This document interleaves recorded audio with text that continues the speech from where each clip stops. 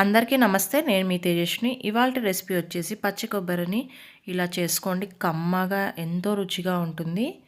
మా ఇంట్లో వాళ్ళైతే ఈ రెసిపీ చాలా ఫేవరెట్ అండి.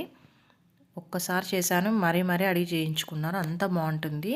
ఈ చపాతి కానీ వేడి వేడి అన్నంలోకి చాలా బాగుంటుంది. ముందుగా నా ఛానల్ కొత్తగా చూస్తుంటే సబ్స్క్రైబ్ చేసుకోండి, అలాగే లైక్ చేయండి, షేర్ చేయండి. ఇంకాస్త మంది నా వీడియోని అయితే చూడగలుగుతారు. ముందుగా అయితే ఇక్కడ నేను ఒక కొబ్బరి చిప్పని అయితే తీసుకున్నాను. అది చిన్న ముక్కలుగా కట్ చేసి మిక్సీ జార్లో సాల్ట్ వేసి ముందుగా అయితే మిక్సీ పట్టేసుకుందాము.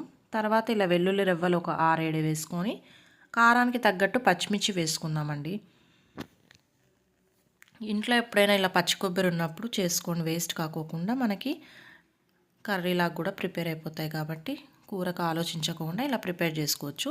ముందుగా అయితే స్టవ్ ఆన్ చేసి బాణలు అయితే పెట్టేసుకొని ఆయిల్ వేసుకుందాం. అది వేడెక్కిన తర్వాత శనగపప్పు ఒక 2 టేబుల్ స్పూన్లు వేసుకొని ఆవాలు కరివేపాకు వేసుకుందాము. అలాగే సన్నగా తరిగిన ఒక ఉల్లిపాయని అయితే వేసేసుకుందాము. ఇందులో ఉల్లిపాయలు కాస్త ఎక్కువ వేసుకున్నా కూడా టేస్ట్ బాగుంటుందండి. మధ్యలో తింటున్నప్పుడు ఉల్లిపాయని అయితే బాగా మగ్గిచ్చేసుకుందాము. అలాగే ఇక్కడ ఇందులోకైతే ఒక టమోటా సన్నగా కట్ చేసిండేది బాగా పండిండేది అయితే వేసుకోండి. అది కూడా బాగా వేపుకుందాము.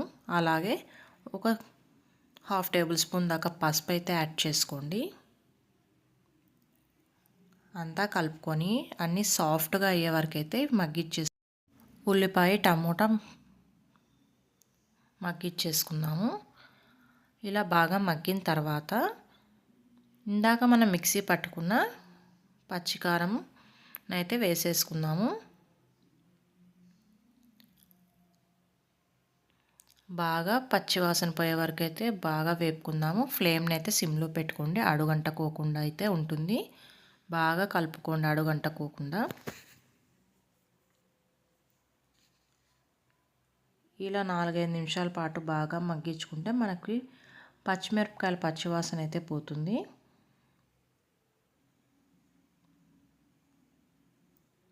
ఇంకా మనం ప్లేట్ తీసుకొని బౌల్ తీసుకొని అయితే సర్వ్ చేసేసుకుందాము. మన టేస్ట్ అయిన పచ్చి కొబ్బరి కారం అయితే ప్రిపేర్ అయిపోయింది. మీరు ఇది ఒక్కసారి ట్రై చేయండి, నచ్చుతుందని నేనైతే అనుకుంటున్నాను.